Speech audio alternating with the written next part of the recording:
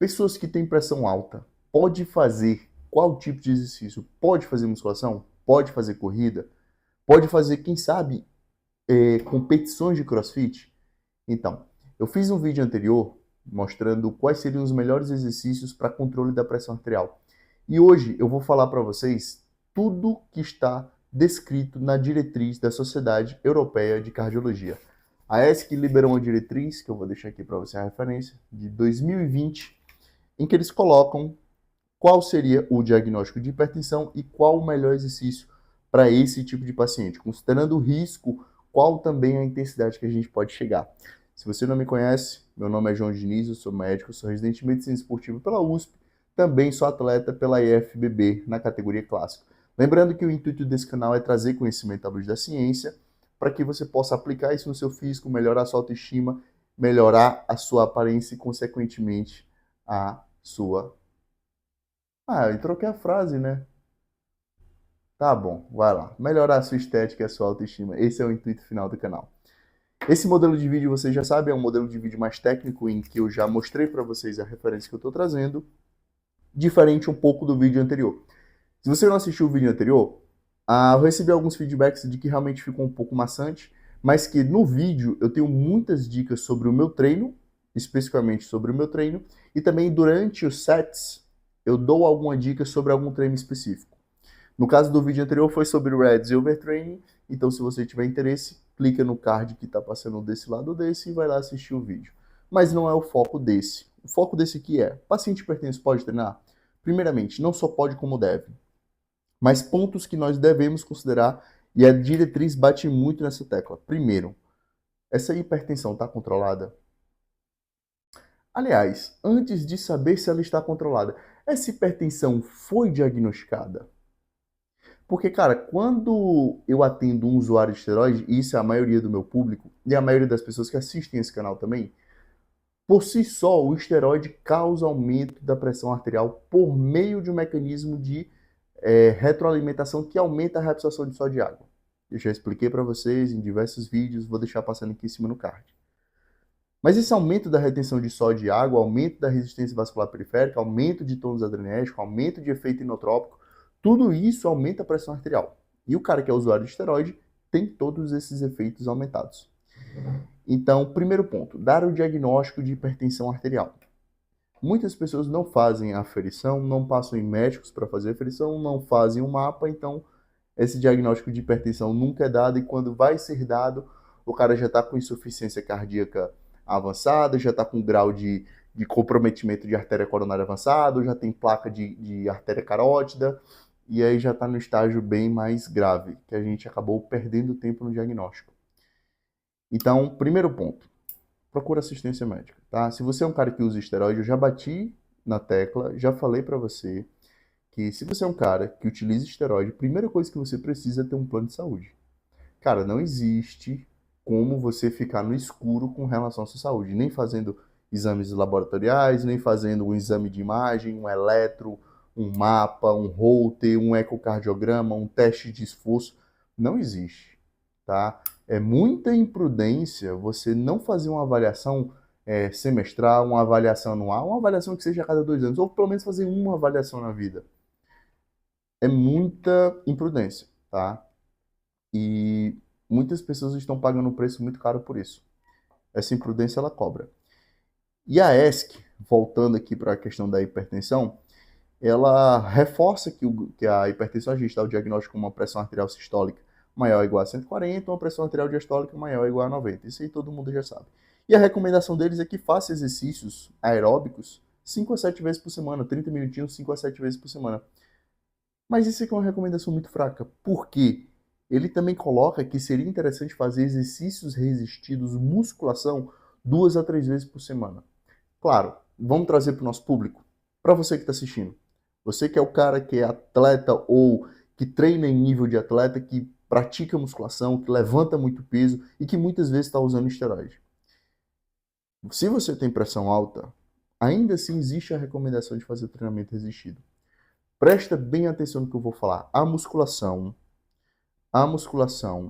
junto com o aeróbico, tem efeito mais positivo no controle da pressão arterial do que o aeróbico isolado. Ponto. O aeróbico ele é muito bom para controle da pressão arterial sistólica e o exercício resistido, a musculação, é muito bom para o controle da pressão arterial diastólica. Quando eu junto os dois, eu tenho o melhor dos dois mundos. Então, o cara que vem para mim, tá usando esteroide e tá treinando, não tá fazendo cardio, é o primeiro puxão de orelha que ele recebe. Vai ter que fazer cardio. E vai fazer cardio na intensidade que eu falo e pela quantidade que eu falo. É o mnemônico do FIT, né? Frequência, intensidade, tempo e tipo. Então, eu vou dizer quantas vezes por semana esse cara tem que ir, qual a intensidade do cardio que ele vai fazer. Então, faço isso por zonas de frequência cardíaca.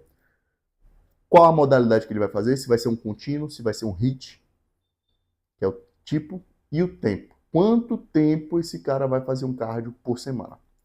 Eu sempre oriento isso na minha consulta e sempre bato nessa tecla. E é batata. O cara para de fazer cardio, piora perfil lipídico, piora controle de pressão, piora desempenho no próprio treino de musculação, piora libido, piora o aspecto físico, densidade muscular, piora tudo. Aí eu digo, pô, você não tá fazendo cardio, né? Ah, não, doutor, é que eu, essa semana e tal, sempre tem essa história, né? Então, cardio é uma coisa que eu sempre bato na tecla. Mas a musculação hipertenso pode fazer, você pode pensar assim, João, como é que eu vou fazer um exercício de força? E eu sei que exercícios de força aumentam muito a pressão. E se o cara já é hipertenso, será que aumentar a pressão em um hipertenso é bom? Sim, com uma única ressalva. E essa única ressalva é essa que coloca aqui. Ela diz que o cara pode fazer a musculação com 50% do RM, fazendo, sei lá, 20, 25 repetições. Um treino mais de resistência, né? Um treino mais metabólico, como chamam. Mas o cara também pode fazer um treinamento com 80% do RM. Aqui, ó. 80% do RM ou mais, fazendo 10 repetições ou menos. Ou seja, o cara pode fazer um exercício de alta e muita alta intensidade, mesmo sendo hipertenso. Lembrando que esse cara tem uma única ressalva. Ele não pode fazer exercícios isométricos com alta carga.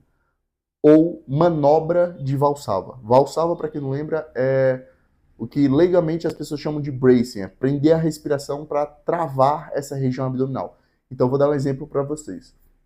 O cara vai fazer um agachamento pesado, idealmente ele deve fazer a fase concêntrica e excêntrica, mas não segura a isometria. Se esse cara, dependendo do nível de hipertensão, de alteração ou de lesões de órgão-alvo, por exemplo, alteração de creatinina, microalbuminúria, hipertrofia ventricular esquerda, disfunção diastólica, talvez não seja interessante fazer um exercício que demande muito da manobra de Valsalva, como terra, agachamento, o leg press. Talvez exercícios isolados seriam melhores.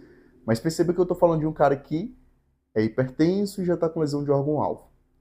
Se não chegou nesse ponto, talvez evitar exercícios isométricos, principalmente em grandes grupos musculares, de exercícios multiarticulares, seria uma boa opção. Então, por exemplo, fazer 3 segundos, 2 segundos de isometria no agachamento não é algo interessante. Fazer 3 segundos, 2 segundos em um leg press, segurando lá embaixo, antes de empurrar, também não vai ser uma coisa interessante, principalmente se você já é um cara hipertenso. Por quê? Porque a manobra de Valsalva, ela faz duas coisas. Ela aumenta o retorno de sangue para o coração e ela faz uma vasoconstricção dos vasos periféricos.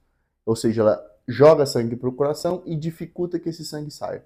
Então, quando o coração contrai, ele contrai com um grande volume contra uma grande resistência. Isso aumenta muito, muito, muito a pressão arterial. Então, pensando em pessoas hipertensas, não é interessante fazer isso. E no final desse texto, ele ainda traz uma ressalva. O cara que faz o teste ergométrico, ou que está fazendo um teste de esforço qualquer, e a pressão arterial dele sobe muito, principalmente a pressão arterial sistólica, que é a que é para subir durante o exercício, a diastólica normalmente não sobe, ou se sobe, sobe no máximo até 10, a sistólica sim, ela pode subir bastante.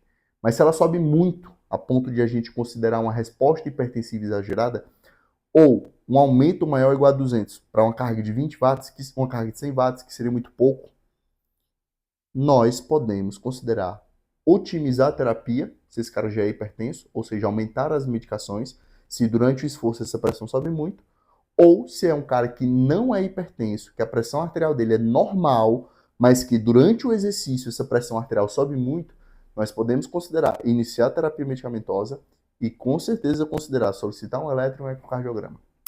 Pelo menos para fazer essa avaliação inicial. E perceba que nesse vídeo, pessoal, eu estou tratando exclusivamente da hipertensão. Por que da hipertensão? Porque é o principal colateral silencioso relacionado ao uso de esteroide. Em homens, em mulheres não é tão comum ter hipertensão. Por quê? Primeiro, porque mulheres não usam altas doses como homens. Segundo, porque mulheres naturalmente têm um risco cardiovascular muito menor do que nós homens. Isso é fisiologia, tá? Mulheres têm o estradiol durante a fase fértil, a menarquia, elas têm um risco cardiovascular diminuído em relação aos homens. É tanto que a mulher, depois que passa da menopausa, ela iguala o risco cardiovascular do homem, porque esse estradiol dela despenca. O estradiol, que entre aspas é um hormônio feminino, é um dos principais protetores cardiovasculares. Eu vou aproveitar e puxar o gancho. Você que usa anastrozol, letrozol, oxemestano para bloquear o seu estradiol, parabéns, você está aumentando o seu risco cardiovascular e está fazendo cagada, certo? Provavelmente seu perfil lipídico vai ficar ruim, sua libido pode piorar muito e você está aumentando o risco de ter um infarto e um AVC de forma desnecessária, diga-se de passagem. Tem mais conteúdo no vídeo que eu vou lançar para vocês no meu treino. E se você ficou com alguma dúvida, eu vou trazer muito conteúdo sobre essa diretriz, cara. Porque tem muito usuário de esteroide que está cheio de problemas que aparecem nessa diretriz aqui. E ela recomenda sobre treinamento competitivo ou não. Fazendo um adendo. Se você é atleta e está vendo esse vídeo e é hipertenso e está se perguntando, João, eu ainda vou poder competir? Cara, primeira coisa, você precisa ter essa pressão arterial controlada. Ponto. Independente de você querer competir ou não, você precisa ter a pressão arterial controlada. E isso aí existem diversas medicações, existem diversas maneiras de serem feitas a otimização da terapia antihipertensiva, mas você precisa de acompanhamento médico. E sim, pessoas que são hipertensas, não têm lesão de órgão-alvo e estão com essa pressão arterial controlada com a medicação, elas podem participar de atividades competitivas. Agora, se não tem controle de pressão arterial, já tem lesão de rim, lesão de coração, lesão de retina, é bom ficar atento, tá? Você está correndo um grande risco e um risco que é muitas vezes desnecessário. Então procura assistência, procura alguém que te ajude, procura alguém que você confia no trabalho. Por esse vídeo é isso. Se ficar alguma dúvida, manda aqui embaixo. Todos os comentários que vocês colocam, pessoal, eu leio e eu respondo, certo? E os melhores comentários, as melhores dúvidas eu vou trazer em um vídeo. Então, manda aqui embaixo, tamo junto. Não se esquece, se inscreve no canal, tamo junto, valeu, falou e fui.